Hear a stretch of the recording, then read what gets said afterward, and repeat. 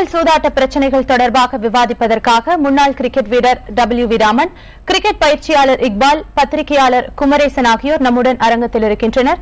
அவர்களின் கருத்துக்களை இப்போது கேட்கலாம். வணக்கம் சார். இப்போ இதுக்கு முன்னாடி ஒரு 10 வருஷம் 15 வருஷத்துக்கு முன்னாடி அங்கொன்றும் இங்கொன்றுமா இருந்த இந்த கிரிக்கெட் சூதாட்டம் அப்படிங்கிற விஷயம் இப்போ கிரிக்கெட் வீரர்கள் சூதாட்டக்காரர்களா இல்ல IPL கிரிக்கெட்டே சூதாட்டமா அப்படிங்கிற ஒரு விவாதத்துக்கு வந்திருக்குது. IPLங்கிறது ஒரு சூதாட்ட மைதானமா மாறி இருக்குன்னு நினைக்கிறீங்களா? அதாவது நீங்க சொன்னது போல முன்பு அங்கொன்றும் இங்கொன்றுமாக வந்த விஷயம் இன்னைக்கு பரவலாக இருக்கிறது என்றால், முன்பு அங்கொன்றும் இங்கொன்றுமாக கிரிக்கெட் ரசனை வளர்க்கப்பட்டிருந்தது. இன்று எங்கும் பரவி இருக்கிறது. கிராமங்களில் கூட கிராமப்புற விளையாட்டுகள் தொலைந்து போய் இன்றைக்கு கிரிக்கெட் தான் எல்லா வீடுகளிலும் ஒரு ஸ்டம்ப் இருக்கிறது, ஒரு பேட் இருக்கிறது, ஒரு பால் இருக்கிறது என்பதாக கிராமங்களிலேயே பார்க்க முடிகிறது. அந்த அளவிற்கு ஒரு நம்முடைய பாரம்பரியமான பல விளையாட்டுகளை அழித்து, இன்னும் சொல்ல போனால் பாரம்பரியமான இந்த சொந்த நாட்டு விளையாட்டுகளை மட்டுமல்ல, ஃபுட்பால், ஹாக்கி போன்ற நான் வரவழைத்து இங்கே வளர்த்து கொண்ட மற்ற விளையாட்டுத்துறையை சேர்ந்த அந்த வீரர்களை எல்லாம் புறக்கணித்து பின்னுக்கு தள்ளிவிட்டு கிரிக்கெட் என்பது மேலோங்கியது.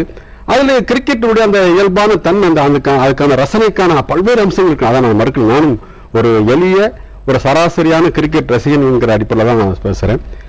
அந்த அடிப்படையில் பார்த்தீங்கன்னா கிரிக்கெட் என்பது அது குறிப்பாக IPL என்பது அது இயல்பாகவே இந்த சூதாட்டத்திற்கான தளமாக இருக்கிறது, அதற்கான ஊற்றாக இருக்கிறது என்பதுதான் என்னுடைய கருத்து.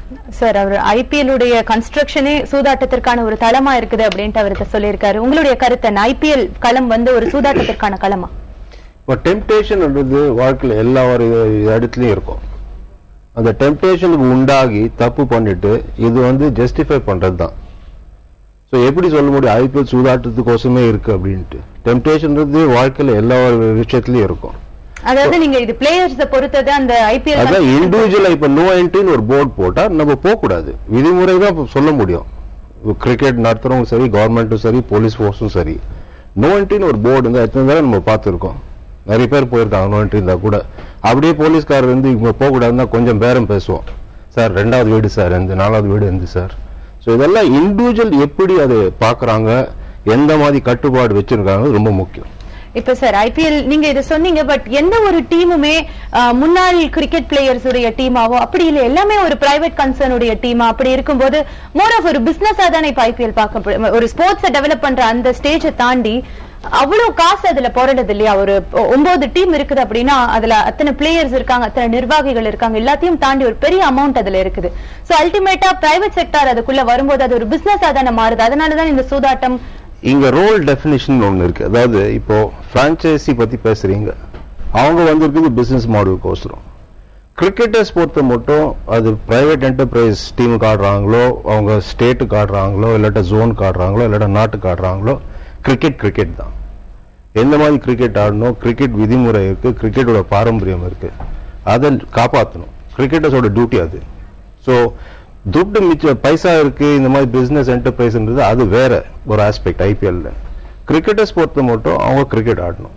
ஆனா இந்த மாதிரி பிரைவேட் செக்டர்ஸ் உள்ள வரதுனாலதான் இதுல இந்த சூதாட்டம் இந்த மாதிரி குற்றங்கள் நிகழறதுக்கான வாய்ப்புகள் அதிகமா இருக்குது. உங்களுடைய கருத்து என்ன சார்? அதாவது கிரிக்கெட் விளையாடுகிறவர்கள் அதை விளையாட்டாக நேர்மையாக விளையாட வேண்டும் என்கின்ற நண்பருடைய கருத்தை முழுசாக ஏற்றுக்கொள்கிறேன். ஏன்னா நான் போய் விளையாட்டை பார்க்க போகும்போது அவர் வீசுகிற பந்து உண்மையிலேயே வீசப்படுகிறதா அல்லது சொல்லி வைத்தது போல கொஞ்சம் வேகம் குறைந்து அல்லது வேகம் எப்படி ஆணையிடப்பட்டதோ அப்படி வீசப்படுகிறதாங்கிற சந்தேகத்தோடு நான் விளையாட்டை பார்த்தோன்னா ரசிக்க முடியாது. எனவே அந்த நேர்மை என்பது ஒவ்வொருவருக்கும் தேவை. ஆனால் அதற்கு ஊற்றுக்கண் நான் என்ன சொன்னேன், இந்த முறைகேடுகளுக்கான ஊற்றுக்கண்ணாகவே IPL இருக்கிறது. ஏன் அவர்கள் டெம்டேஷன் பத்தி சொன்னாரு, அந்த டெம்டேஷன் எங்கிருந்து வருகிறது என்பதை நான் பார்க்கணும். ஏதோ தனி மனித ஒழுக்கினம், தனி மனித ஒழுங்கினம் என்பதாக மட்டும் பார்த்து விட்டால் இந்த பிரச்சனைக்கு தீர்வு காணவே முடியாது. திரும்ப இந்த டெம்டேஷன் நடந்துகிட்டே இருக்கும். திரும்ப பல பேர் வலையில் விழுந்து கொண்டே இருப்பார்கள். விளையாட்டு என்பது அழிந்துவிடும். இந்த ஊற்றுக்கண் என்பது எங்கிருந்து வருகிறது? நீங்க மிக சரியா சொன்னீங்க. தனியார் நிறுவனங்கள் நடத்துகின்றன. It is owned by someone. இது நான் ஒரு இந்த தமிழகத்தினுடைய அணி என்று நான் சந்தோஷப்பட முடியல, இந்திய அணி என்று கூட சந்தோஷப்பட முடியல. இந்திய வீரர்களாக ஒரு போய் சென்று அங்க வெளிநாட்டு விளையாடுகிறது நாம தான் நினைச்சு கைதட்டிக்கிட்டு இருக்கிறோம். ஆனா ஒரு BCCI அணியினுடைய வீரராக தான் அங்க சரியாக, இந்திய வீரராக அல்ல. நாம நேஷனல் டீம் சொல்லி நாம பெருமைப்பட்டுக்கிறோம். அதுபோல அந்த IPL டீமை பொறுத்த வரைக்கும் BCCI என்பது ஒரு தனியார் நிறுவனமாக இருக்கிறது. அதற்குள் இந்த IPL என்பது ஒரு கார்ப்பரேட் நிறுவனத்தின் கையில அவருக்கு கீழே ஒரு தலைவர், அவருக்கு ஒரு சிஇஓ, அப்புறம் துணை கான்ட்ராக்ட் சப் கான்ட்ராக்ட் தொழில்கள் நடக்குமே, அதெல்லாம் இருக்கு. எப்போ ஒரு கார்பரேட் பிடியில போய் இது சிக்குதோ, இயல்பா கார்பரேட் உலகத்தில் நடக்கிற அத்தனை வர்த்தக தெல்லு முள்ளுகளும் இதுக்குள்ளும் நுழைகின்றன. உதாரணமா நான் வெளிப்படையாக பேசுறேன், எந்த கார்பரேட் நிறுவனமாவது வரி ஏய்ப்பு செய்யாமல் இருக்கிறதா?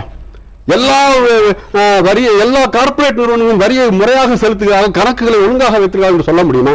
அதுல நடக்கின்ற பங்குச்சந்தை சூதாட்டம், ஷேர் மார்க்கெட்ல என்னதான் நடக்குது தெரியும். அந்த பங்குச்சந்தை சூதாட்டத்தினுடைய இன்னொரு எதிரொலிதான் இந்த ஐபிஎல்லில் நடந்து கொண்டிருக்கிற கார்பரேட் நிறுவனங்களால் நடத்தப்படுகின்ற இந்த ஐபிஎல் விளையாட்டில் நடந்து கொண்டிருக்கின்ற பந்தய சூதாட்டம். பங்கு சூதாட்டத்திற்கும் பந்தய சூதாட்டத்திற்கும் வேறுபாடு இல்லை என்பது என்னுடைய கருத்து. ஒரு டெஃபினட் பிசினஸா தான் இது இப்ப போயிட்டு இருக்குது அப்படின்னு நீங்க சொல்லியிருக்கீங்க. மிஸ்டர் இக்பால், உங்களுடைய கருத்து என்ன சார்? ஐபிஎல் களம் ஒரு சூதாட்ட களமா மாறுறதுக்கு என்ன காரணம்?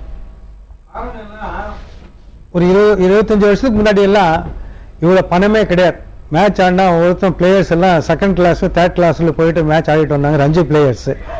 அவங்களுக்கு இந்த மாதிரி பணமே கிடையாது, எந்த கேம்லயும் இந்த மாதிரி பணம் கிடையாது. இப்போ பணம் ஜாஸ்தி வந்துடுச்சு, நிறைய இருக்கு.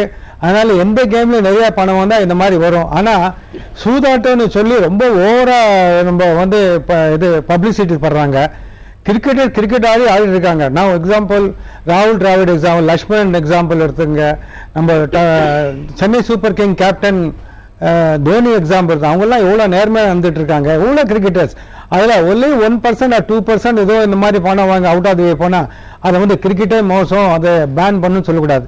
இன்னைக்கு இந்த ஐபிஎல் பிளாட்ஃபார்முங்க வருங்கால பிளேயர்ஸுக்கு டெஸ்ட் கிரிக்கெட்டர்ஸ் பண்றதுக்கு இது பெரிய பிளாட்ஃபார்ம். இன்னும் உங்களுக்கு தெரியாது, ஐபிஎல் ஆனதுனால எத்தனை பசங்க கிரிக்கெட் எடுத்துட்டாங்கன்னு உங்களுக்கு தெரியாது. அப்போல்லாம் இந்த ஐபிஎல் வரதுக்கு முன்னாடி ஒன்லி 3% இந்த இந்தியன் பாப்புலேஷன்ல கிரிக்கெட் ஆடுறாங்க. இப்போ குறைஞ்சது ஒரு 15% ஆடிட்டு இருக்காங்க பசங்க. அவங்க எல்லாம் ஒரு முன்னுக்கு வந்த பிறகு இந்தியன் டீம் வேர்ல்ட்லயே நம்பர் 1 ஆகும். இந்த ஐபிஎல் இஸ் சரியான பிளாட்ஃபார்ம் அதுக்கு. அதனால நீங்க மைனஸ் பாயிண்ட் பார்க்காம பிளஸ் பாயிண்ட் பாருங்க. ரெண்டாவது, எத்தனை பேருக்கு வேலை வாய்ப்பு கிடைச்சிருக்கு. பம்பாய் இந்தியன்ஸ் 600 ஸ்டூடெண்ட்ஸுக்கு படிக்க வைக்கிறாங்க இந்த பணத்தை வச்சுக்கிட்டு.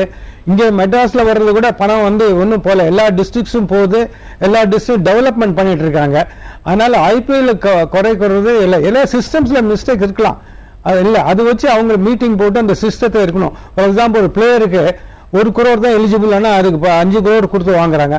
அதெல்லாம் சம் மிஸ்டேக்ஸ் ஆர் தேர், அதை கரெக்ட் பண்ணிக்கணும். இதுல நிறைய பணம் வருது, ஜனங்க லைக் பண்றாங்க கிரிக்கெட்டை, அதனால அந்த என்கரேஜ் பண்ணணும். நிறைய பிளேயர்ஸ் எனக்கு கிரிக்கெட் கோச்சுங்கிறது எனக்கு தெரியும். நிறைய பசங்க கிரிக்கெட் எடுத்துட்டு அட்வான்டேஜ் எடுத்துட்டு அவங்க படிப்புலயும் நாம கான்சென்ட்ரேட் பண்ண சொல்றோம், மேனர்ஸ்லயும் பிஹேவியர்லயும் கான்சென்ட்ரேட் பண்ண சொல்றோம். ஐபிஎல் நெக்ஸ்ட் ஜெனரேஷன் பிளேயர்ஸ்க்கு ஒரு பிளாட்ஃபார்மா இருக்கு. அப்படி நிறைய அதனுடைய பாசிட்டிவ் சைடு அவர் பேசியிருக்காரு. நம்ம அதை பத்தி பேசலாம். ஐபிஎல் சூதாட்ட விவகாரத்தில் இதுவரை வீரர்கள் தரகர்கள் சிக்கி வந்த நிலையில் தற்போது சென்னை சூப்பர் கிங்ஸ் அணியின் நிர்வாகி சிக்கியுள்ளார். இது தொடர்பான விவரங்களை தருகிறார் செய்தியாளர் மகாலிங்கம். அவரிடம் பேசலாம். மகாலிங்கம், இப்போ சென்னை சூப்பர் கிங்ஸ் அணியின் முதன்மை செயலாளர் மெய்யப்பன் கிட்ட சம்மன் கொடுக்கப்பட்டிருக்குது. அடுத்த கட்ட நடவடிக்கை என்ன? இன்று மதியம் 2:30 மணி அளவில் மும்பையிலிருந்து 4 காவல்துறையினர், சிறப்பு படையைச் சேர்ந்த காவல்துறையினர் செரண்டாப் ரோட்டில் இருக்கும் அவரது மெய்யப்பன் வீட்டிற்கு வந்து அவர் இல்லாத காரணத்தினால் அவருடைய சீஃப் செக்யூரிட்டி ஆபீசரிடம் அவருடைய சம்மன்களை ஒப்படைத்திருக்கிறார்கள். அதே போல சில ஆவணங்களோடு வந்திருந்தார்கள். அந்த ஆவணங்களை அவரிடம் காட்டி சில கேள்விகள் கேட்கலாம் என்றிருந்தார்கள். ஆனால் அவர் இங்கில்லை.